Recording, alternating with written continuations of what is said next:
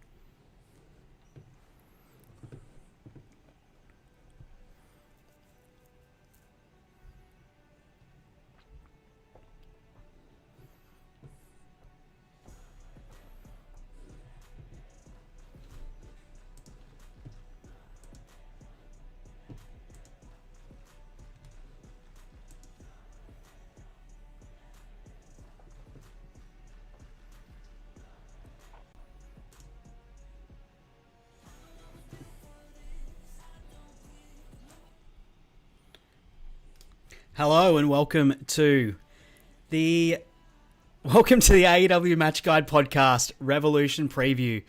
I believe in the background you should be able to hear some pump up theme songs because we're going to have a really fun night here tonight.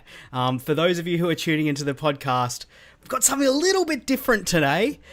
Instead of doing the normal Match Guide podcast, we're going to be previewing Revolution, the pay-per-view that is happening on the weekend. I'm Sam Brown, and I'm going live on YouTube. So for those of you who are joining me live in the chat, I really thank you. And I really hope that you... Oh, yeah. Wild Thing's about to hit for the Moxley theme song. I love it. I'm so pumped for tonight. I'm so pumped to be doing this. I will probably bring that music down and transition over to the screen where you can actually see me, because we're doing it a little bit differently tonight. For those of you who are joining me on YouTube, you can actually see me. You can see into my office here. This is where I work from in the day, but by night, we preview AEW. This is the home of the AEW Match Guide podcast. This is where the magic happens. And look, I really thank you for joining me. I'm looking forward to doing this. A few weeks ago, I put up a Twitter poll on my Twitter. So if you're not following me on there, Sir_Samuel, I put up a Twitter poll and said, would you like me to do the normal Match Guide podcast this week, or would you like me to preview Revolution? And overwhelmingly, I actually had a number of people vote in that, and overwhelmingly came back saying that they would want me to preview Revolution. So here we are. I'm excited. We haven't done one of these before. If it goes well, and if I enjoy it, and if you guys enjoy it, then who knows? Maybe we'll make this a thing we do for every pay-per-view beforehand. And, you know, maybe I'll get some guests on or something down the line, because at the moment, it is just little old me. To keep me company, I have got some of my good friend Lefroy 10. This is one of my favourite whiskies. I got some for my birthday, which was in January. I've got that. I've also got a big old cup of tea because, you know, my dad's English. It's just in my blood. Tea is a thing of comfort, and, you know, at some point tonight, I'm probably going to have a massive technological meltdown because my setup is sketch as, and I'm going to need that comfort. If you are joining me on the YouTube chat, please pop your name in the chat. Tell me, say hello. Tell me that everything's working. Tell me if you can hear me, or if you can't hear me, or if something's not working, please let me know. Of course, the AEW Match Guide is brought to you by the Social Suplex Podcast Network, and I would love it if you could go onto your podcast provider, and if you could give me a rating, 5 stars, like, whatever it is. hit the subscribe button, hit the follow button. And if you really like what we do here at Social Suplex, if you go to Red Circle, if you just type into Google AEW Match Guide Podcast, or if you go to my Twitter, and there's links to it every week, you can actually donate to us to keep the show moving. It doesn't actually go into my bank account. It goes to providing the bandwidth. It actually costs money to run a podcast, believe it or not. And, we're very fortunate that listeners do chip in enough that we don't have to get out of pocket for that, or at least maybe the boss, maybe Jeremy Donovan, the boss at Social Suplex, will tell me differently. But, that stuff, it really helps. So if you could, redcircle.com, if you search Social Suplex or AEW Match Guide Podcast, you'll be able to find it. You could donate there. Every little bit helps. And of course, as do those ratings, those reviews and everything. I thought just to, before we get into the meat and bones of it, and talk about today for AEW. It was a big day, of course, and also preview Revolution, which is what we're here to do primarily. I thought I'd just give you an update on what's going on with the podcast. Of course, it is going really well. I've had the last 2 weeks have been the last 3 weeks, I should say, have been the biggest weeks for the podcast in terms of download amounts, which is really exciting to see. I know I do this. The main reason I do it is for the fun of it, but at the same time, it is really nice when you see that people are listening and you've got something that's going. So I really appreciate that. I love the engagement I've been getting on social media, particularly Twitter's the main place I do this. And I do the social media for this, and the engagement for that's been going through the roof as well. So I really appreciate everyone who's getting involved, who's saying g'day, who's enjoying what we're doing. Who's enjoying what we're doing here on the Match Guide. Sorry, I'm just having some trouble seeing if this is actually even working. Who knows? I'm just going to check. I've got my phone here. This is really high tech. My phone to see if the things work. Yeah, it looks like it is. Oh, there's me in the background. And that's how I'll probably have to monitor the chat as well. People who know how to properly live stream, reach out. I'd love to hand with that. But yeah, look, as I said, big things happening on the podcast, and we've got some really big episodes coming up as well in the coming weeks. Next week is going to be a big one. Hangman Adam Page versus Kenny Omega from Full Gear 2020. So that will be detailing the sordid history of those two, and the match they had as well, which is an absolute banger of a match, guys. If you haven't seen that match in a while, you're sleeping on it. That's a good match, really solid match, and 17 minutes, very bite-sized as well. And that's with Karo Taro from Wrestle In. She was actually on the media call today, which was cool to see. And then I've got Maki Ito versus Ryu Mizunami. And then I'm doing the week after that a big one. I'm going to be covering all four of the Darby Allin versus Cody Rhodes matches. So we're kind of looking at a series, which will be a bit different. So that's in 3 weeks' time, and that's with a guy called Wrestle Rhymes, who's a great follow on Twitter. And then, look, plenty more coming up. We're going to be doing the Shaq match, which will be fun. And then, look, towards Double or Nothing, I'm actually thinking I'll be doing a big bumper edition. I will be looking at the Stadium Stampede. So that is very exciting, and it's going to be a lot of notes for me going through it. And of course, when Double or Nothing hits, for those of you who've been following since the start of this, since before we had a podcast, since we did the match guide, the actual list, the original list for the best 50 matches for the first 2 years of AEW history, that was from Double or Nothing 2019 to Double or Nothing 2021. So we've got a new Double or Nothing rolling around, and I figure we should probably do another match guide. So we'll be covering I'm 99% sure it will most likely just be this year, unless I get, a lot of people really craving to do another all-time list, but most likely we'll be just doing for this year. And then it'll become a rolling thing, right? Every year we cover the Double or Nothing to Double or Nothing, because that's the anniversary of the company's birth. That's the first event the company had. So that's kind of like a year for the company. Good time to do it. So that'll be happening. If you want to be involved, if you want to actually submit your votes, then reach out to me on Twitter, on wherever you I mean, you probably found me on Twitter. Wherever you find me, reach out and let me know, because I'd love to get more people involved. We had about 30 last time, and I was selective with it, so if your name's WWE Gareth, piss off, you're not going to be invited. But, there's, if you're a good faith member of the AEW fan base, I want to get you in that. I want to make this thing big, but I don't want it to just be... I want it to be people who do think deeply about it, who engage deeply with what the matches are.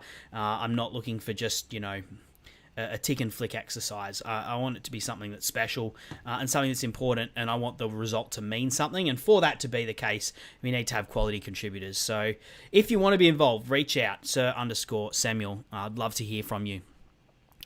But you didn't come here to hear me talk about the podcast all day long.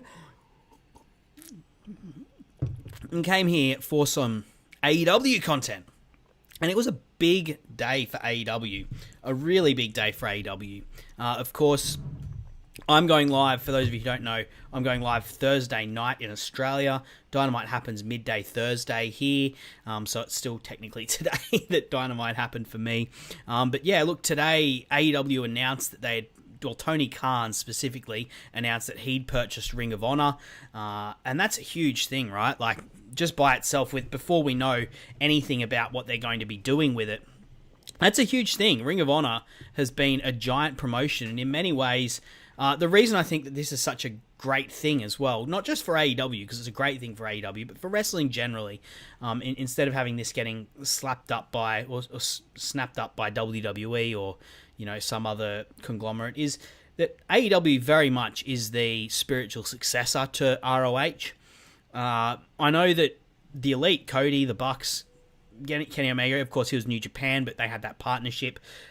They really wanted to push ROH to be bigger, and ROH, of course, had that Sinclair money, which, could have stretched if they wanted to invest, but they just didn't want to. And so that's one of the reasons that Tony Khan was able to swoop in and take not just the Bucks, of course, and Cody, but a number of that. ROH effectively died in 2019, even though it only stopped in 2021. It called an end to things in 2021. Like, it took the kill shot in 2019 when so many people left it, and it really only had its own, its own lack of ambition from its owners to thank for that. They were doing great things, and then they did have other things that happened in 2019 that I don't want to get into. Like the stuff that happened at MSG. We're not here to read the writs to ROH. But it's a really exciting thing because it's a prestigious company. It's a company that has got a lot of history, that has produced the majority of wrestling talent that wrestles in big companies in America. Not just AEW. You're talking WWE. You look at the wrestlers that are a big deal. Kevin Owens, he's about to have a match with Stone Cold. ROH talent. Seth Rollins, ROH talent. Sami Zayn. The list goes on. Like, you could sit here and go through their roster and list off all day long people who've wrestled in ROH. And of course, AEW, as I said, it's a spiritual successor to ROH. All In was, of course, we know that the Bucks and Cody put the dollars up for it, but ROH lent a lot of talent. They lent the gear that was being used. They lent the camera crew. I'm not sure how true this is or not, but apparently a lot of ROH signatures on checks paying for that, and they've got the rights to All In at the moment in their video library. So just AEW having that, or Tony Khan, the owner of AEW, also owning that is a big thing. And of course, for those of you who have been keeping up with the news, Cassidy Haynes, who's had a number of huge AEW scoops, he was the guy that first announced that Bryan Danielson was coming to AEW. He exclusively announced that the plans at the moment that were being thrown around was that ROH would be a touring company, and they would be used as effectively like a developmental territory for AEW, which is, fantastic, because AEW's got so much talent, and there's so much talent out there in American wrestling at the moment. I think a developmental place would be perfect. Dark and Elevation are one thing, but it's another to have like a separate promotion altogether, where it's not just some throwaway YouTube thing. Your name is on the on the poster, so to speak. If you're, maybe say, I don't know, say Alan Angels or Daniel Garcia, or maybe Dante Martin does a shot down there, or any number of people that Sean Dean, Shoddy Lee Johnson, guys who have that talent but just need something to do. And that's a real challenge for them, as opposed to being on Dark or Elevation, where, they might get their rounds in that way, but it's, they're not drawing, so to speak. They're still relying on the AEW brand name to draw and the stars of AEW to draw. So, yeah, I'm not sure what's going to happen to the ROH beyond that, really. Who knows? There's so many options that could be up in the air for it. Streaming services for the library that AEW and now ROH have, and they could potentially combine together. ROH have already got a streaming service, of course, as well. Who knows? Huge day, though. Huge news, and apparently more big news to come this weekend, so that's very exciting. I'm not going to speculate as to what other news could come.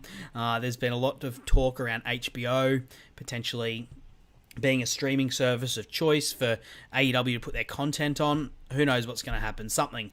There's lots of irons in the fire, I imagine. I'm just going to have a swig of water before we get into this preview. I'm just going to check the chat. So, no one in the chat so far. I do have a couple of questions that people have sent in, so I appreciate that. I'll be shouting out those questions as we go. Let me just have I'll quickly pull up my notes here. So, let's get to these matches, hey? I'm just going to pull up. I've got some slides for each match. There we go. Oh, here we go. Yep, there we go. So, the first match we've got. I'm going to go down this with the championship matches, and then I've kind of gone in, level of importance. Just that's very subjective for me. But the first one we're looking at, Adam Page versus Adam Cole for the AEW World Championship. Of course, this is going to be the main event for Revolution. That's already been announced. I do really like that these two are getting the chance to main event.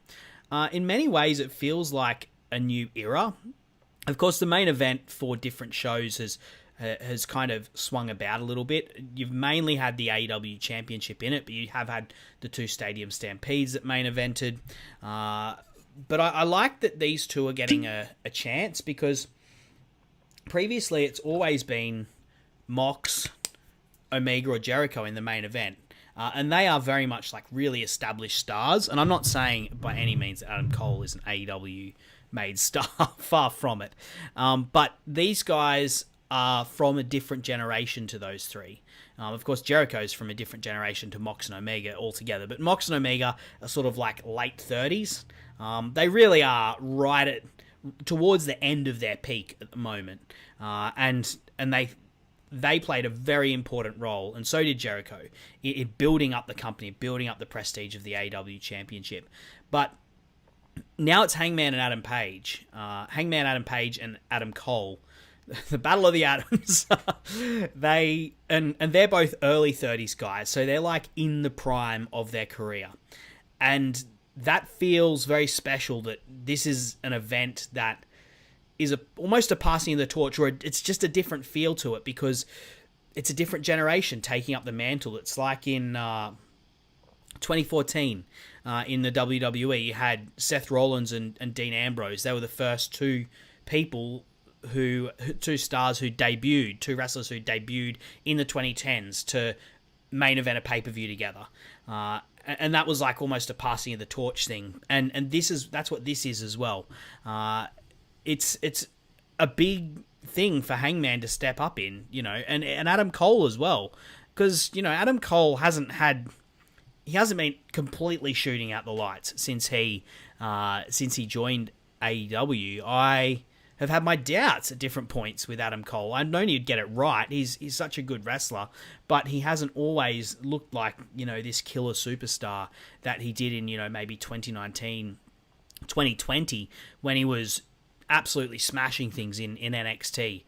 Of course, Hangman at the moment in an absolutely giant is in a giant purple patch. He is in the absolute form of his career. You think about the matches he's had this year. He had the match against last year, sorry. The match against Brian Cage, that awesome 5-man tag, the main event against Omega, then the 2 matches against Danielson, and then the match last week, or a few weeks ago now, but a few weeks ago against Lance Archer. Every time this guy gets in the ring, he is absolutely smashing it out of the park. And Adam Cole is a guy who can absolutely go. I hope these two get 20 to 30 minutes. They can both go long. We've seen that. Like Adam Page went for an hour with Bryan Danielson, and it was great. Like, it was fantastic. And Adam Cole has gone for some really long matches in NXT, like high 40 minutes, I think. Maybe even 50 minutes. If don't get, I can't quite remember off the top of my head, but these guys can go long. I hope they don't go too long. They're both really smart with the match layout, so I don't think they will. But I know that Adam Cole in the past has relied, a lot on finisher kickouts and finisher spam in NXT. That hasn't been what Hangman Adam Page has ever done in AEW. So hopefully they'll find a halfway. Personally, I like Adam Page's style a little bit more.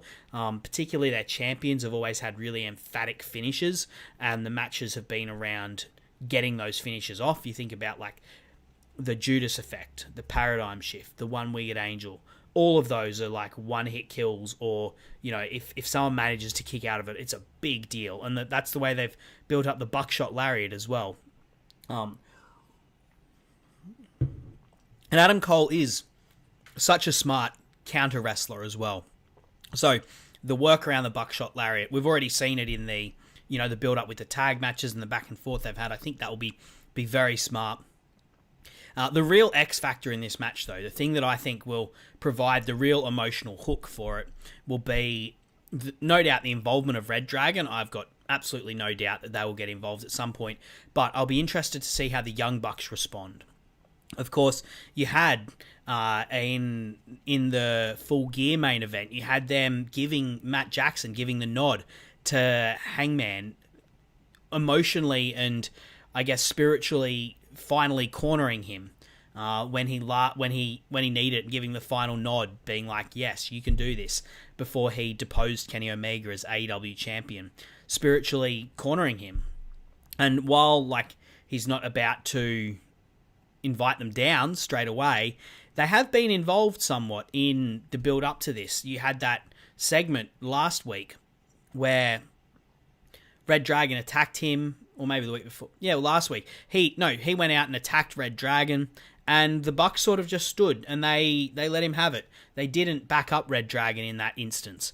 And there was, of course, interplay between Red Dragon and the Young Bucks, but and Red Dragon had just betrayed the Young Bucks, so the Bucks were a bit pissed off at them. But also, earlier in the night, these two are going to be in a tag match together, a tag team championship match together, no less. So there's that potential for wanting recriminations for injustices that have happened earlier in the night, and the depth of character and story investment between the Bucks and Hangman is just there's so much of it. There's so much of it, and I really hope they do mine it, and I hope they use it, because you're leaving something on the table in this match if you don't. Who's going to win it? I think there's a chance that Adam Cole wins it. I do think there's a chance. Tony Khan likes Adam Cole. He said that he was the one that he feared in NXT when they were going head to head. Adam Cole has shown that he can be a serious champion, that he can be a very good champion. Excuse me while I drink this tea. That he can be a compelling champion. And, if Red Dragon win the championships earlier in the night, that really sets the scene for Adam Cole and Red Dragon to reign supreme in AEW in 2022. Having said that, I don't think that's going to happen. I think they're going to go a different way. I think, as I said, Hangman Page is just in this incredible purple patch, and I think they should keep the title on him. I think they will keep the title on him, and I think this reign that he is pulling off right now is going to be like a legendary reign. The defenses he's had already have been fantastic. If this one comes off well, like a 4.5-star match or above, it's just going to keep adding to this legacy that he's building, this palmares of just incredible matches that he's had. I imagine there's going to be at least one in between now and Double or Nothing. I don't foresee him losing it before Double or Nothing. At least one more, and then you've got another big pay-per-view main event potentially. This championship reign is something special for Hangman Adam Page. And I, for one, am really enjoying it, and I, for one, really hope it goes on longer. I also think they spent so long building up Hangman Adam Page, I don't think they're just going to keep him as champion for one pay-per-view cycle, given the amount of investment they put into him storyline-wise, building him up to be, the story of the first 2 years of the promotion was the story of Hangman Page. 2.5 years of the promotion was the story of Hangman Adam Page. He was the guy who revealed that AEW was going to be a thing back at the Tokyo Dome. Like, he was the first person to ever show that publicly. This has been something they have been planning for a long time. And I am very quickly verging into territory that we'll be covering on the podcast next week when we talk about Hangman and Kenny Omega. So I'll keep myself succinct. Well, not really very succinct because I've already blabbered on for ages about it, but I'll stop myself now. Hangman Adam Page, he is going to be the one to take this. Second match that we're going to cover, I predict he's going to be the one to take it. Second match, Britt Baker versus Thunder Rosa. And I've actually got a question about this one from Joey O'Doherty from Voices of Wrestling, also starting a podcast called Wild Thing, a podcast about Jon Moxley, which yours truly will be appearing on the debut episode. I'm not sure when it's going to drop, but keep an eye on Joey O'Doherty. He's also a great Twitter follow. Shouts to Joey. Him and I will be talking about Dean Ambrose versus William Regal from FCW. A great feud if you've never seen it. Anyway, his question about Britt Baker versus Thunder Rosa. Britt Baker could lose her title Sunday. Would you agree that her reign has been one giant holding pattern since winning it, and overall it's underwhelming? For those of you who do follow me on social media, you'll know that I haven't been a great fan of Britt's title reign. I've never actually honestly been the biggest fan of Britt Baker at all. I very infamously gave her, when I did an article back in like really early 2020, this was before she'd maybe only had like one promo as her character, and I was rating the AEW rookie, so I gave her an E-. It was the lowest ranking for anyone except for the librarians. That was pretty harsh on her early, and of course I saw the improvement. I'm not an idiot. I'm not blind. But even so, I feel like she hasn't really developed her character since she was champ, since even before she was champ in 2020, and I don't think she's done all that well in the ring either. That's the two things you look for, right? Like, you can rely on character or ring.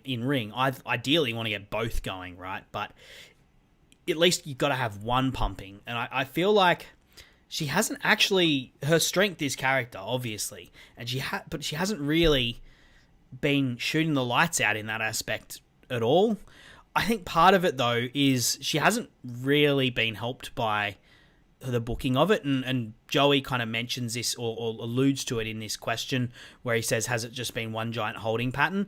I feel like she really hasn't had any realistic challenges. It's felt like this match with Thunder Rosa's been like plastered on the wall since before she even won the title from Hikaru Shida. And that's been really to the detriment of the matches, because, as I said, the matches haven't been great, but, if there was actually a question mark in some of the matches, maybe it would have been more, I think the closest we've had was the Ruby Soho, and I was saying, switch the title there just to throw a cat amongst the pigeons, because no one thinks that Britt Baker's going to lose right now, but there's a chance that Ruby Soho could do it. She is, someone who, I guess, could do it. And at the time was sort of riding a wave of momentum after her debut. She had some good promos early on.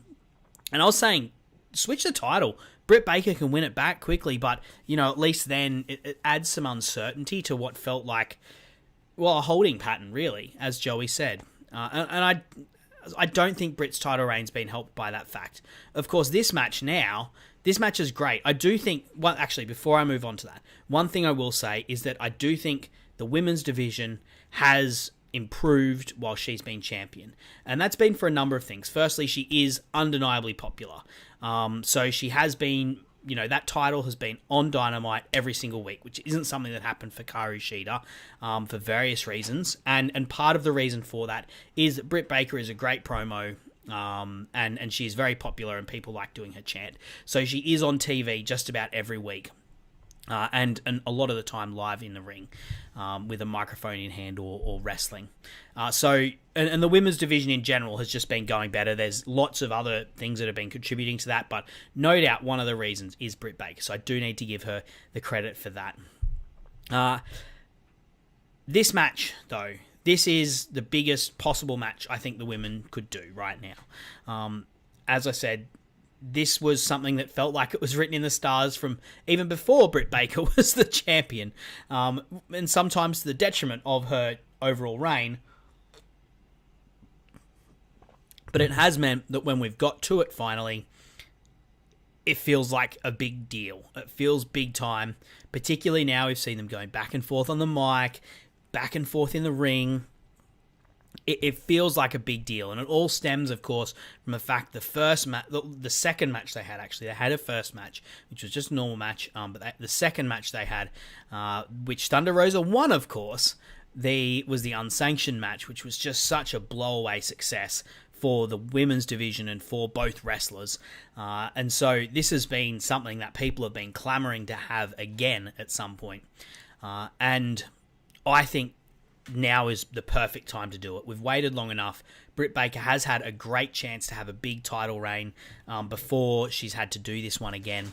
And people have been on the edge of their seats for long enough. You don't want to leave them on the edge of their seats for too long. But now's the time to do it. The time is right now. And Thunder Rosa is the right person, I think, for this. She has so much fire and spunk. The audience believes in her. She reminds me of like Jon Moxley or Darby Allin in that she has all that fire and she has a bit of violence to her and a bit of edge to her. So she can get away with, like if she got out a chair and she blasted Britt Baker with a chair, I don't think the crowd would mind too much because of who she is. That's the kind of person that she is, and the audience respect that and they like that because you know what? She would take a chair to the face herself and keep fighting, and she wouldn't care about it. She wouldn't cry foul because that's the kind of person she is. And I think she's potentially a great champion if they decide to go with her. And I'll tell you what I think will happen next. I do hope they'd get a decent amount of time for their match. They had some weird timing issues in the tag match on Dynamite, like some kind of hesitancy and stuff. I hope they work that out before the match. I think these two have great chemistry. We've seen it before. And in a normal match, they've actually had a normal match before as well, and it's pretty decent. So I'm hoping they get a decent amount of time. I hope they get a good card placement where they're not, serving as the come down for one of the bigger matches, because there's a lot of big matches on this card. And if this is going to be the time when they change over, I hope they do it in a fitting manner that that fits the fact that Britt Baker has had a really high-profile title reign. And I hope that the ball doesn't get dropped for Britt Baker the way it got dropped for Hikaru Shida when she dropped the title. Which does kind of lead to who I think is going to win. I did have a question from Shan Islan. Who beats Britt Baker? The cheating to win strategy is getting old. I'm not sure it's Thunder Rosa. I think the cheating to win strategy is also getting old.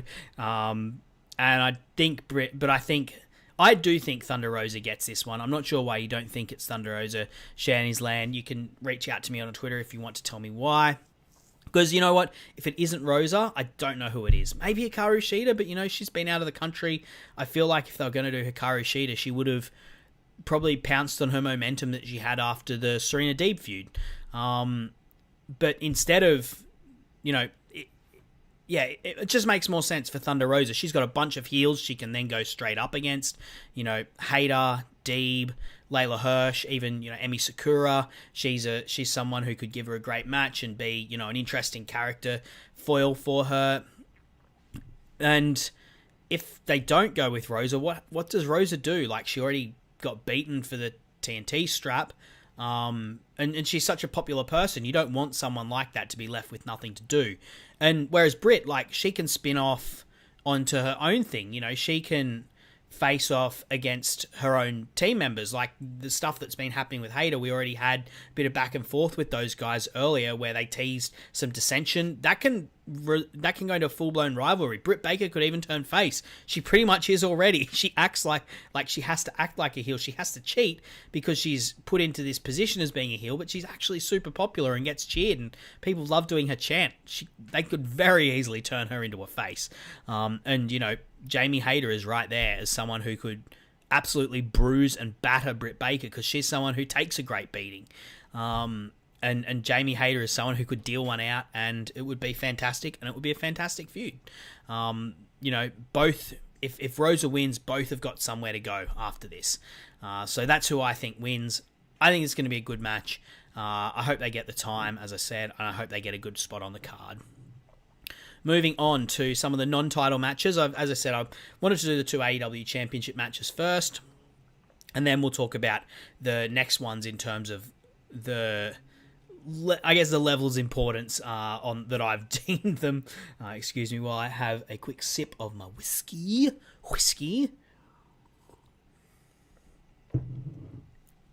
And let me know in the chats what you think about these matches as I go through. So, first one that we've got, first non-title match we're looking at, CM Punk versus MJF. Whoa, boy. This feud, man. This feud has been absolutely legendary. If they can land this plane at the pay-per-view, this could, truly be one of the greatest programs of all time. I've always been a proponent of complexity of character in wrestling. Someone who I've always been a proponent for having layers to characters. And the stuff that Cody Rhodes was doing last year was driving me bananas because everyone was saying it was complex, but it wasn't. It was this weird meta thing, face-heel dynamics all messed up. That's not what I mean by complexity. This program is what I mean by when I've talked about complexity in the past. Oh, man, there's so much stuff to chew on in this. The way that it's gone from, at first, the first time these two promoted each other, they were basically peacocking and dick measuring. They were basically seeing who could come up with the best insult. It was really shallow and surface level. But as they've got at each other more and more, they've gradually worn down the levels, and we've seen them wear themselves down to the absolute bare bones of who they are, and they're questioning and making us question who they are at their core. You saw CM Punk, the last 2 promos they've had have just been so insanely intense and good, and getting at the core of what these characters are. You've got MJF as this insecure little boy, which is who he is at his core, right? And he wears all this other stuff on him as a shell, and he was revealing that, and he was revealing the reason for that, but he was still refusing. A week later, he refuses to leave that open. He refuses to leave himself vulnerable. And CM Punk questioning, am I the bad guy here? Am I the prick? Because he knows he's a little bit of a prick. He knows he's a spiky little guy. He knows he's someone who's burnt bridges. He knows that he is someone who doesn't get along with some people, and he is questioning himself. His very essence of who he is and what he's doing in this he thinks he's on a righteous quest, but now he's questioning. He's like, am I actually on this righteous quest? And I've just signed myself up for a dog collar feud with a guy that I feel sorry for? That I should feel sorry for? Am I a jerk here? Man, the way that they've gone from that reality style shoot promo to that is so great, so organic, so complex, fantastic stuff. And you know, these guys have just got to have a good match. Like, I think they'll have a great match. If they have a great match, it will be like a legendary thing. To have like one of the best feuds AEW's ever had, one of the best like two or three feuds AEW's ever had, these guys just have to have a good match. If they have a great match, like this is probably the best feud that's ever happened in AEW. This week on Dynamite, man, like, I think they foreshadowed what this match is going to be like. This is going to be an absolute bloodbath. I'm not sure if anyone out there listening has seen the Greg Valentine versus Roddy Piper match. It is one of the roughest watches you'll ever see. If you've got like 20 minutes free before this weekend, before Revolution, pop that thing on. It is rough. It is gritty. It is rough. It is gruesome. And that's what they want to emulate, right? Like, that's what Punk said. Be my Valentine. You know, be the Greg Valentine to my Roddy Piper. And they foreshadowed how bloody it's going to be with the program they had, the segment they had on Dynamite, which was just utterly gross but fantastic at the same time. You know, MJF, they both wore white shirts. That was smart. And as soon as I saw MJF in a white suit and CM Punk in a white shirt, I was like, oh, there's about to be some blood happening. We're about to get some red on white here. And of course, like, MJF just battering Punk with the diamond ring, rubbing the blood on his picture, on his shirt, that with the picture of him and Punk. Incredible visual. This match, I am so ready for this match. I think it's going to be bloody, it's going to be gritty, it's going to be fiery. And as I said, if this is a great match, this is one of the best feuds of all time. And I'm not just talking AEW right now. I'm talking one of the best feuds of all time ever. Any promotion, any country, line them up. This is as good as anything. Who wins? I think it's got to be MJF, right? Like, CM Punk has won. He's beaten enough people going up to this. I think this program is to make MJF. And MJF, I think he's on the road to being the title holder. I think he's probably going to face Hangman at Double or Nothing. I think that's going to be another fantastic match, and I don't know who's going to win it if it does happen that way. Punk can take this loss.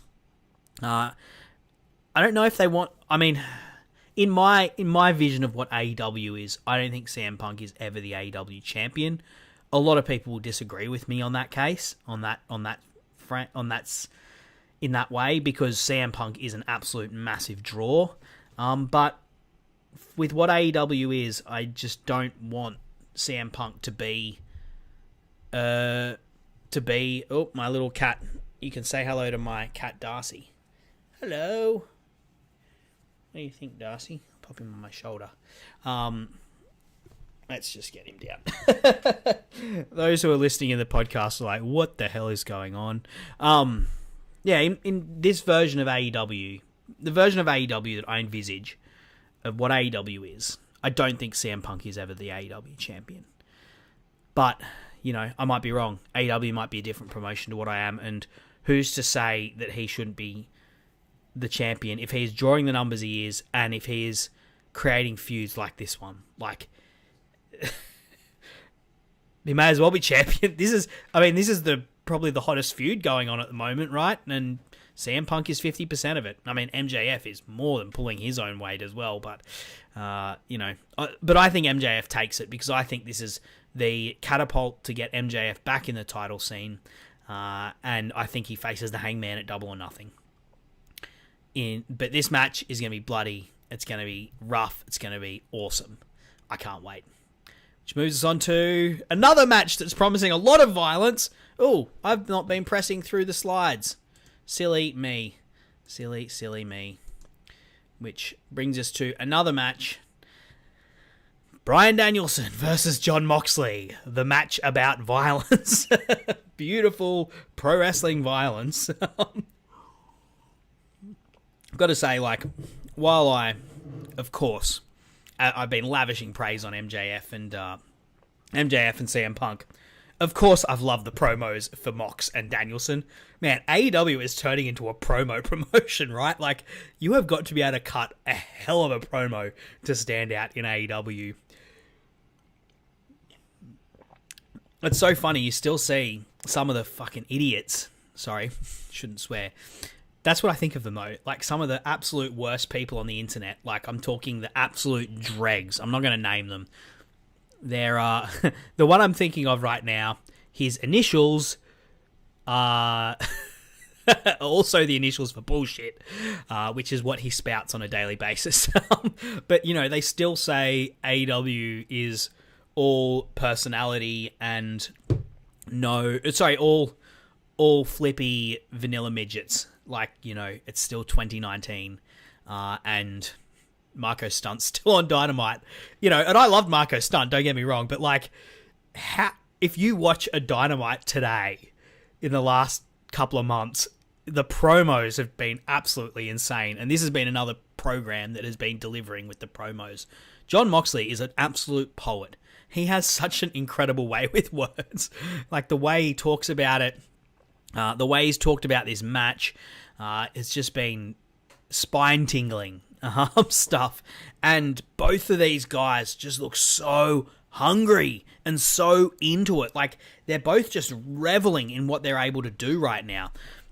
Moxley, he looks so motivated. He looks as fresh as he did when he showed up in AEW and, like, breathed that... When he got on those ropes and he, like, breathed in that air, that free air for him being in AEW, he looks like that man all over again. There's just, like, this hunger in his eyes since he came back. He looks so fresh, and I bet him and Danielson look like they cannot wait to get stuck into each other. Danielson, he's wrestling like he's Minoru Suzuki. That's a comparison I owe to Craig from Pro Wrestling Musings. Thanks for that one. The way he's wrestling statistically is a lot like Minoru Suzuki, but his character is shaping up to be like that too. He's just like a guy who murders people and loves doing it. And he's someone that people love anyway. Like, the crowd loves Suzuki, the crowd loves Bryan Danielson, but he is just a really, really violent person who loves just torturing and stretching people.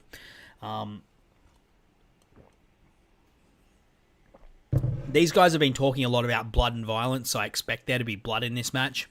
I wonder what the blood count is going to be in matches, because we've already got, it's definitely happening in the dog collar for sure. Britt and Rosa, there's a high chance for that one to have some blood. Paige and Cole, Paige loves a blade job. He loves a blade job. This would be his first clean title match if he doesn't. And these guys will definitely be bleeding given what they've been talking about. I expect it to be, like, really technical, though. Moxley, of course, is a brawler, and that's what he's most well known for, but he loves, like, the Bloodsport style matches. He's always on the Bloodsport cards. He loves MMA, and he loves wrestling in that style as well, and that's the kind of style that suits Danielson down to the bone. So I expect them to have that kind of a, like... The strikes are going to be hard, and if he gets opened up, it's going to be with strikes. I don't think there's going to be weapons involved. I think Danielson will probably, like, hardway Moxley or something like Brock Lesnar style, and that's where the blood's going to come out. There's going to be lots of submissions. It's going to be really interesting, and that brings me to who I think is going to win. The question I got was from Char at MoxCrew2021 on Twitter. Really great. If you're a Jon Moxley fan, she is a really great follow. Massive Jon Moxley fan. Really positive person to follow. Definitely recommend getting behind her. She said, will the outcome of the Mox-Danielson match lead to them teaming up? And that kind of hints at what my win is going to be. I think Jon Moxley is going to win. I do think that is going to result in them teaming up. I think he's going to win, but they're both going to have respect for one another. And Jon Moxley winning serves to further their story. I think it serves to grow the chip that's on Danielson's shoulder. And it's going to build to a day when Danielson stabs him in the back. I think that this would be... that these two having, like, a dojo would be just a fantastic way to occupy them both. They're two giant stars. Neither of them are going to be in, like, the title scene anytime soon. Danielson because he's just come out of it. Moxley because, quite frankly, he'd have to win it if they put him in it at this point because the crowd love him so much. And I don't think either of them are going to be doing that in 2022 at least. And this is a great high profile thing for both of them to do, and would give them a chance to work with a bunch of rookies as well. So I think that would be down in the mid card, but uplifting the people they're working with. So I think these two teaming up would be a fantastic way for this program to progress afterwards. And that brings me to my next question. From Gareth_EU from Eno Wrestling, another great mate on Twitter. What if after Mox beats Danielson, Daniel Garcia hits the ring and starts beating up Mox, and then Danielson joins in, and Shota Umino comes to the rescue? Shooter, what would happen? And I said, I think my response would be, I think I said on Twitter, you'll probably hear me from the UK if that happens.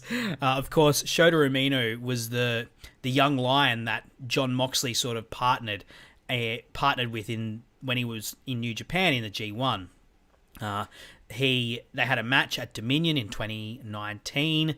John Moxley beat him pretty easily and pretty quickly in like 4 or 5 minutes. But Shota Umino got a chance to like have a couple shots in there. He was at the time like the number one young lion over there. And he earned did enough to earn John Moxley's respect, because he then became like Moxley's second as he went through the G1, and he entered with Moxley, carried his championship. Eventually, like they ended up with like a really heartwarming bond where like partway through, Shota started wearing a jacket that Moxley had given him that said Mox on the back. And to this day, so Shota Umino left New Japan, went on to go on excursion. That's what the Young Lions do, and has adopted the nickname Shooter, which is what John Moxley called him, and continues to like note the fact that John Moxley was one of his mentors, and so one day these guys are going to cross paths down the line. And if that was to happen, Shota Umino's in the UK at the moment, so he can definitely fly across if they wanted to do that. Bloody hell, that'd be fantastic. I'd love that. I loved Shota Umino in New Japan, and I loved his partnership with Moxley. So, bring that on. If it happens, I'd love that. Moving on, Eddie Kingston and Chris Jericho. The first thing I'll say about this one is, I'm sorry, Chris Jericho. I was one of the people that was busy writing Chris Jericho off towards the end of last year. I didn't like him as a face. I didn't like the stuff he did with... he was doing with American Top Team. I hated the promos he was cutting. I thought he came across as smug and gross, and I thought his act was wearing thin. I should have remembered that's Chris Jericho. This is a guy who, I don't think he reinvents himself quite the way we give him, like, he gets credit for sometimes, but he is a guy who just knows how to make a couple of tweaks, just changes a couple of dials, and all of a sudden he's relevant again. In this case, he's turning heel again, which is, he's always been best as a heel. His character just works best as a heel because he's a bit of a, ultimately, the kind of guy that Chris Jericho is. He's a bit of a rock star. He's a bit up himself. He thinks he's pretty good, and so leaning into that as his character has always worked best for him. And he's lost a bit of weight. Good on him for that. And of course, he is working against the most over face in the company, which can't help but hurt. Can't hurt but help. I'm so glad they turned this into a heel versus face thing as well, because Chris Jericho just no one can get cheated against Eddie Kingston. CM Punk, first big feud of his return, up against Eddie Kingston, gets booed. And that would have happened to Chris Jericho, but now he's leaning into it. It's fantastic. And I hope Jericho goes back to like his 2018 New Japan brawling style, like the kind of brawls that he had with Tetsuya Naito in 2018, and then at the Tokyo Dome in 2019. I just heard some cats going at it. Not my cats, though, so that's okay. I've got the window open in here because it's a bit hot, and I just heard some craziness happening outside. The kind of brawl, I would love to see Chris Jericho have the kind of brawl that he had with Tetsuya Naito against Eddie Kingston. I think Eddie Kingston would just thrive in that sort of environment and in that sort of match. And I think sort of the X factor in this one is what does Santana and Ortiz do? Given the segment they had on Dynamite where, Chris Jericho was getting interviewed and Santana and Ortiz came in, they sort of gave each other a grudging fist bump. Are they on Chris Jericho's side? Are they on Eddie Kingston's side? Who knows? I think they'll probably play into the finish. The question I got for this one was from All Elite Eritrea, another great follow on Twitter from New Zealand, one of my Kiwi brothers. Will we finally get an Eddie Kingston pay-per-view win? Because, of course, Eddie Kingston does nothing but lose on pay-per-view. And that's been the story of him in AEW so far. So will we finally get an Eddie Kingston pay-per-view win? Hell yeah. Eddie Kingston, 2022 is his year, baby. No, I think seriously. I think the dynamic here has been set up perfectly for Eddie Kingston's first big win. Like Chris Jericho, dialing up the arrogance, dialing up the fact that, he does have a far more impressive history in the industry than Eddie Kingston, dialing up the fact that he's in better shape than Eddie Kingston right now, dialing up just the levels of smugness that he carries naturally, and it sets up Eddie Kingston perfectly to overcome, right? Like, the crowd is going to be so behind Eddie Kingston by the time this happens, and they're going to want Eddie to win, and I think he does win. And it just doesn't make sense for Jericho to win. Like, what does Jericho do if he wins, and what happens to Eddie if he loses? Like, does Jericho go on to... I guess Jericho could have, a big feud with someone like CM Punk. I don't personally want to watch that. I'm sure people would, though. But as a heel, he has a lot that he could do. He could go and have... he could finally have a program with Sammy Guevara. I'm sure there's meat on that bone, right? They've got a massive history in AEW, and they could definitely get stuck into things. And we never got a proper breakup of the Inner Circle with those two. And that was a program that I think people were sort of penciled in. So we could get that if he turned heel. He could, go and work with some of the other pillars. He's got beef with, he's got history and beef with guys like Darby Allin. He's got history with Jungle Boy, of course, and he could build on stuff that he's done with the Killers, so to speak, with your Daniel Garcia, maybe not Daniel Garcia because he's also a heel, but like Dante Martin, Hook, man, Chris Jericho and Hook, that would be hilarious. That would actually be fantastic. The influencer versus the actual coolest thing in AEW. I don't know if Hook's ready for that sort of level of feud right now, but he did it with Orange Cassidy, so who knows? I think this is Eddie Kingston's. I think Eddie Kingston is set up for big things in 2022, and that starts with him getting his first AEW pay-per-view win against a former champion, against Chris Jericho. Hopefully. So, moving along in the card, moving on to Jurassic Express versus Red Dragon versus the Young Bucks for the AEW Tag Team Champions. This is an interesting one, right? I feel like it's very cold. They've had two really good matches in the last 2 weeks, which has sort of heated things up. And of course, having Red Dragon and the Bucks in there, given the tension that's been shown between those two teams, is a smart move. But I also think it's someone in the chat, DV in the chat said QT Marshall always sending people to get Hook. It's actually hilarious. It is hilarious. It is. But as I was saying, Jurassic Express and versus Red Dragon versus the Bucks. I feel like Jurassic Express are really the third wheel in this more than any other time they've been in a tag team feud. They feel really extra and really tacked on to a feud that the Bucks and the Red Dragon are having. I've no doubt this is going to be a great match. You look at the people that are in it, how could they not? It's the Bucks always bring it on pay-per-view. For Red Dragon, this is their first ever pay-per-view appearance for AEW, and of course Jurassic Express. They're champions at the moment. They're going to want to make a statement. And there's lots of character and story stuff for them to play with, of course, between Red Dragon and the Bucks. Bucks and Jurassic Express have got beef as well. They've been going back and forth for quite a while. So, there's lots of stuff for these guys to play with and set up. The Bucks are absolute masters of setting things up. I don't normally like a triple threat tag team match. It's kind of clunky and awkward in the way that it works, where like the people can be tagged in, like opposite teams can tag themselves in.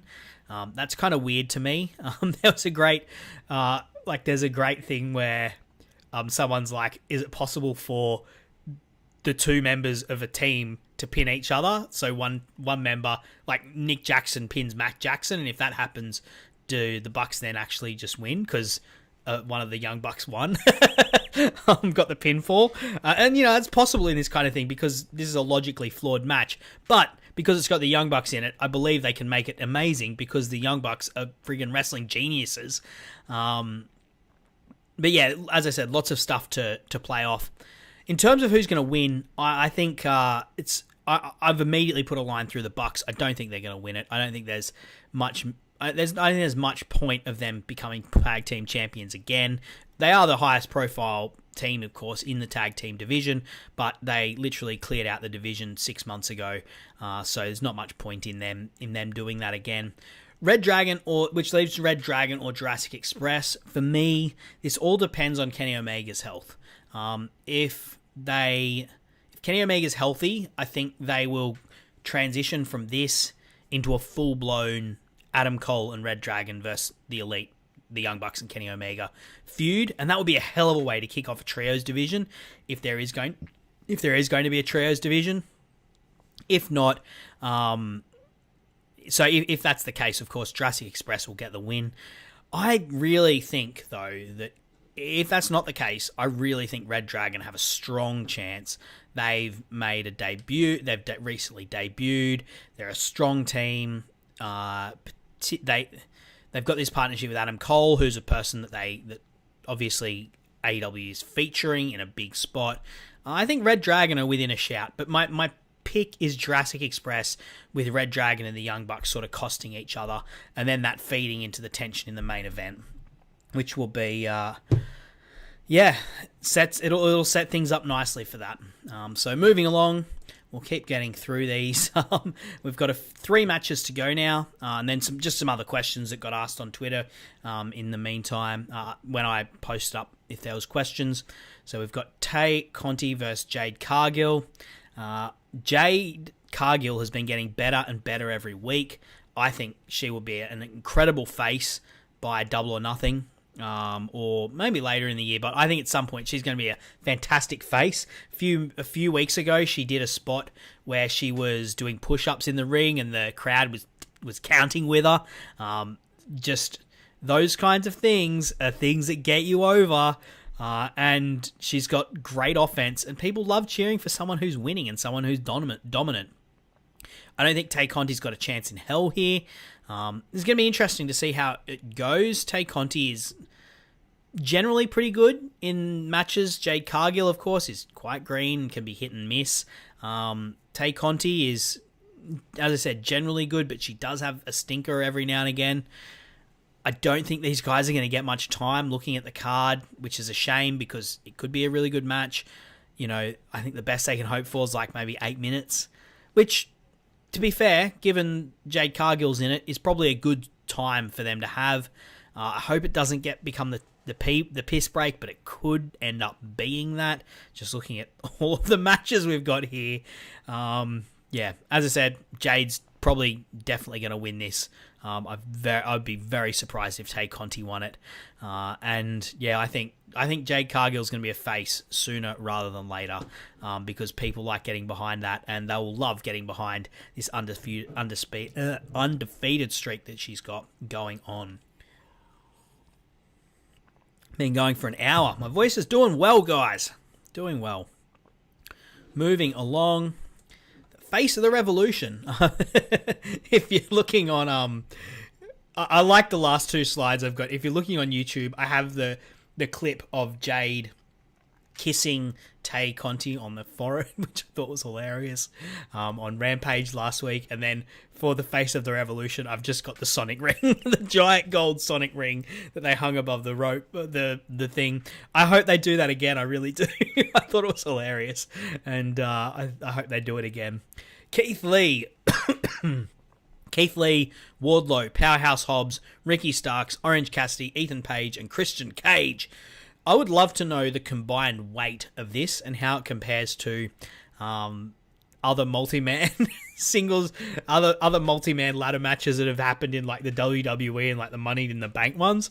I think I remember one year they had Mark Henry and the Big Show in one of those, which would probably tip the scales in the favor of that. But man, there's some big boys in this one, but it is big boys who aren't afraid to like throw themselves around. Like you look at Keith Lee, he'll probably be doing a moonsault off the top of a ladder or something insane in this one. And if they aren't throwing themselves around, they will absolutely throw their other competitors around. I'm wondering if we will get like a powerbomb sequence where you have Keith Lee and Wardlow like trying to out powerbomb each other, where it goes like first, say, Ricky Starks and Orange Cassidy, they're the two that they do, and they try and do that, and then it gets to slightly bigger ones. You then get Ethan Page and Christian Cage, and they both do that, and then they both like try and powerbomb Powerhouse Hobbs or something along those lines. I wonder if that's going to be a spot that happens in it, because of course Keith Lee does a great powerbomb, and Wardlow, the powerbomb symphony is becoming like almost a trademark move for him. In fact, I'm interested to know if Keith Lee is going to keep the Spirit Bomb as a move, given that Wardlow seems to be, making that sort of thing his thing, so to speak.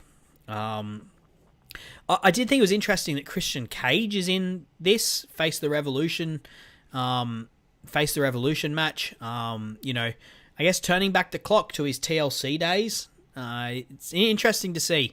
I was surprised when I saw his name in it. He is a ring general though, so he's the kind of guy that can, like, I guess, keep things on track with all the insane beef that's going to be flying about the ring. And then you've got Ricky Starks and Orange Cassidy and Ethan Page. Ethan Page also noted psychopath, so we'll probably do something mental. I wonder who's going to do the the biggest spot. My bet would be on Ricky Starks, I think, or maybe Orange Cassidy. That would be my picks for who's going to do the most insane ladder spot. But all these people, I mean, every wrestler's a psychopath, really, when it comes to pain. They all put themselves through absolute intolerable amounts of pain and agony and risk in their life. But yeah, look, I think it's probably going to be Ricky Starks. In terms of who wins, it really depends what they want to do with the TNT title. If they want to change the title, which is very possible, I don't think that's a 50-50. I think they give it to Keith. They give this to Keith Lee. He wins it. He goes and becomes the TNT title holder. And it would be good for the winner to actually go on to win it. So far, things like Casino Royales, they haven't had the best winning rate. Of course, Hangman Page won something similar to this, a casino ladder match to get the match against Kenny Omega at Full Gear, which he went on to win. But, the one last year that Scorpio Sky won, he didn't win when he challenged for the TNT title. So it'd be kind of cool if they did that. If they just want a once-off challenger, I think Ricky Starks would be a great challenger for Sammy Guevara. They could have a great match. They'd have they'd have fantastic promos.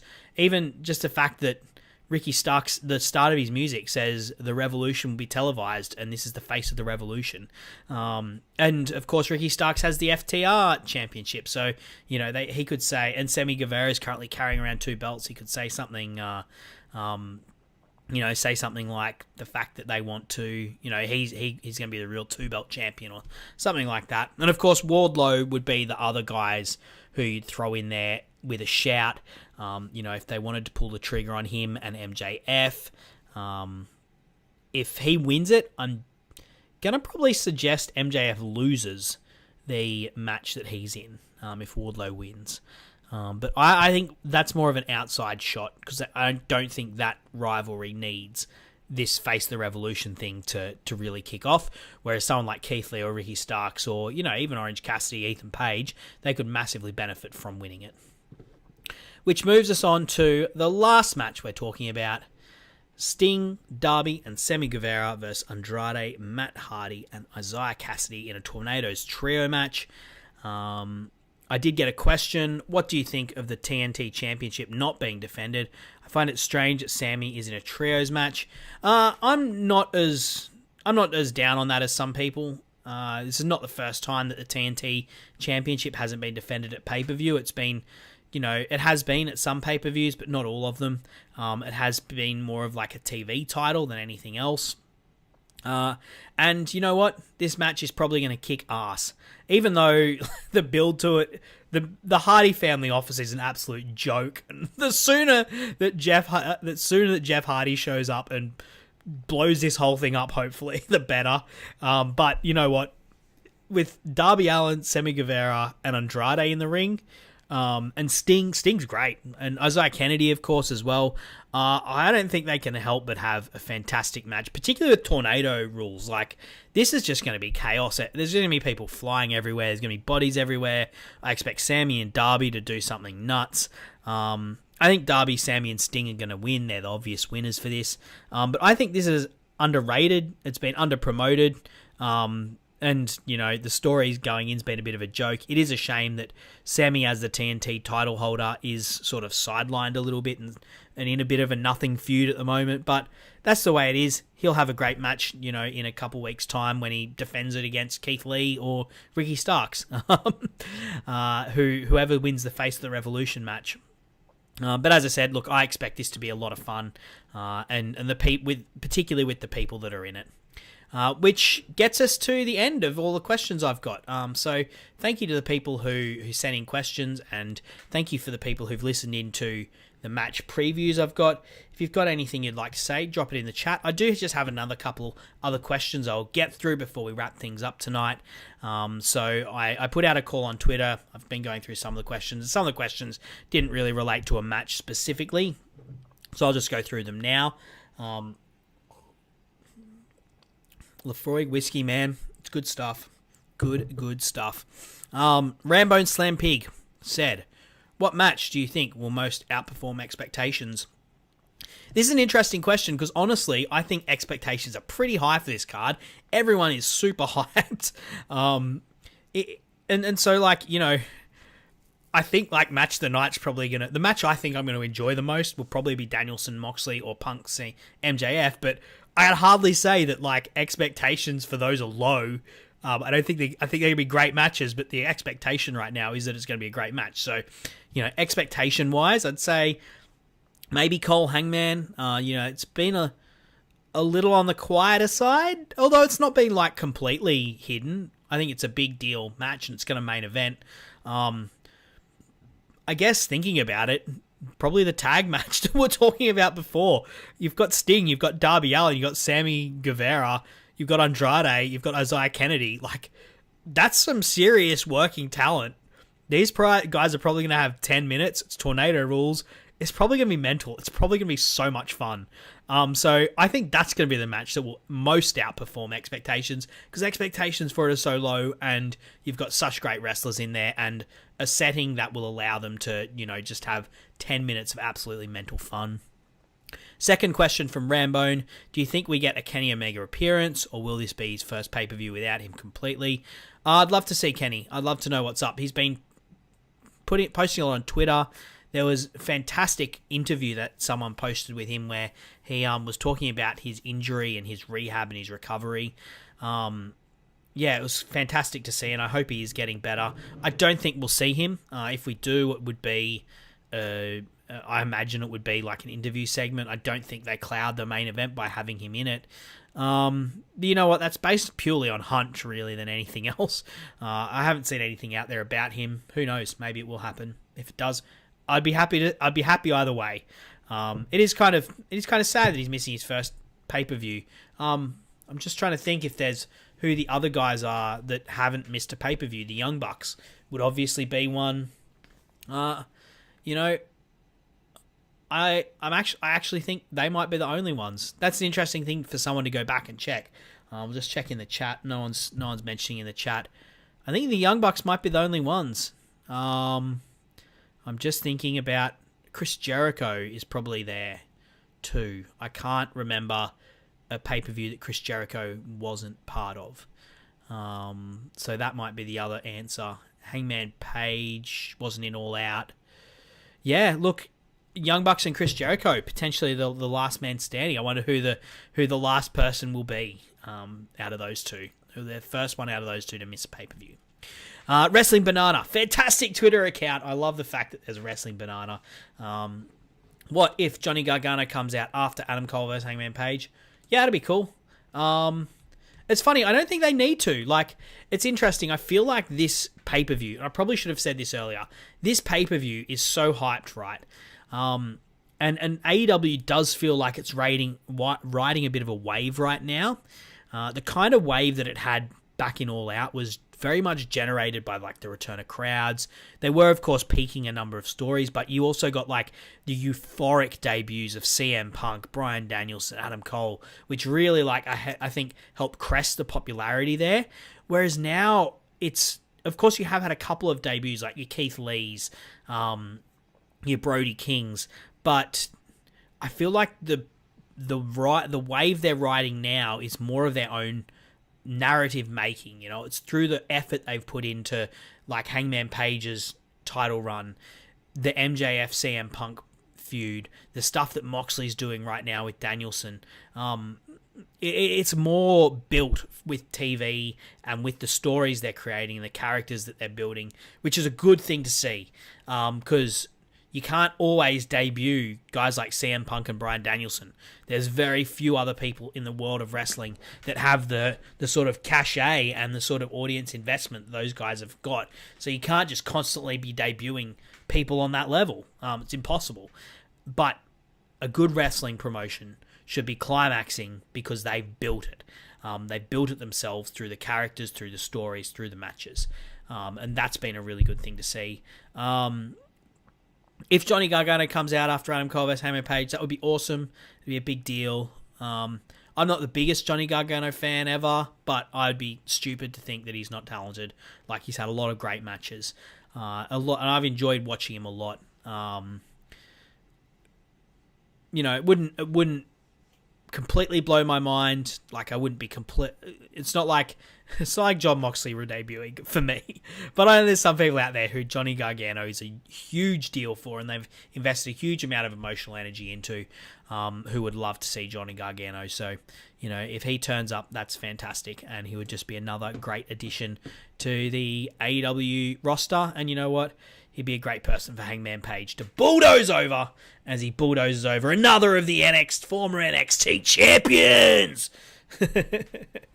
Last question from DL Harris. Here's a question, but since it's not specifically related to the pay-per-view, it doesn't have to be part of your preview. Well, it is, DL Harris. You're the last question. Good luck. Who eats pins in the House of Black? No one eats pins in the House of Black. They always win. No, I don't know. I don't think it really matters, honestly. You're probably not going to be pinning Brody King a whole lot.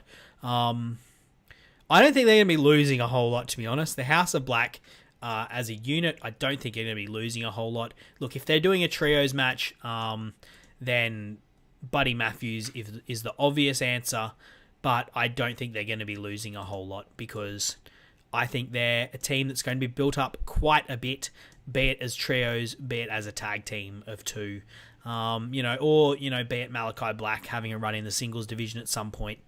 All of those things would be great. But that brings me to the end of this podcast. Look, if you've been sticking with me for the whole time, I really appreciate it. Thank you to the people who've watched live on YouTube.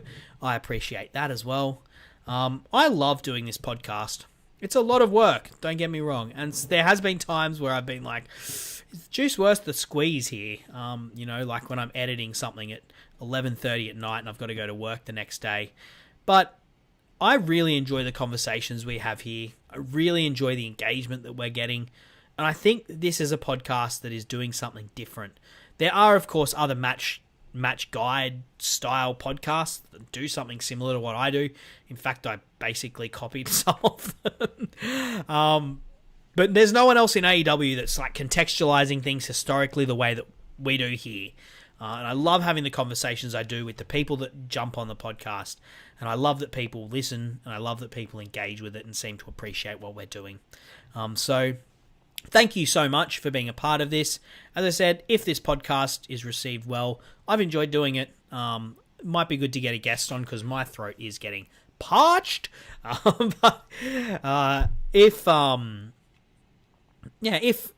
If this is well received, I may continue this and do this for Double or Nothing as well. The week before Double or Nothing, do a preview podcast. I don't think I'll do a review of the pay-per-view because at some point we'll probably be reviewing the matches that happen on this on this card down the line. As I said, keep your eyes peeled for the second iteration of the AEW match guide that we'll be covering from the Dynamite after Double or Nothing, the events after Double or Nothing 2021 to Double or Nothing 2022. So, all those great matches that they had in All Out, at Grand Slam, Full Gear, in the lead up to both of them. Lots of incredible matches that we'll be looking to put in their place in a new list, a new countdown, and then, of course, reviewing them on the AEW Match Guide podcast. I've already got a few people who've been jumping in the DMs and being like, hey, I'd love to talk to you about CM Punk versus Eddie Kingston. Love to talk to you about Bryan Danielson versus Kenny Omega. I don't know why I'm getting into that accent. I should probably stop. But yeah, so that will be happening. That will definitely be happening. And coming up next week on the podcast, I've got a special guest, Karo Taro. And we are talking about Hangman Page versus Kenny Omega from Full Gear 2020. The sordid tale that is. And she's someone that we had a great time talking about this rivalry. It's a story that is near and dear to my heart. It's a story near and dear to her heart. So, you're getting two fans who are bang into it. But that's all I've got for tonight. That will be next week. If you've enjoyed what we do, as I said at the start, you can rate and review it on your podcast app of choice. I would really appreciate if you put some reviews in. That would absolutely make my day. And you can also donate to either the AEW Match Guide directly or the Social Suplex Podcast Network in total on redcircle.com.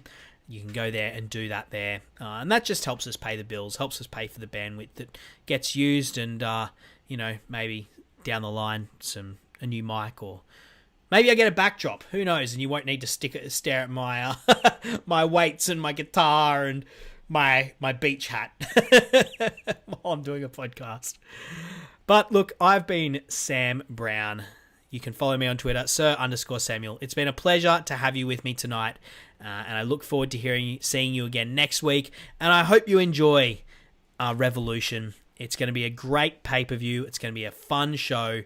I'm looking forward to it. I can't wait. And I hope we all have a great weekend of enjoying wrestling. And so until we meet again, thank you very much for listening, and I'll see you next week.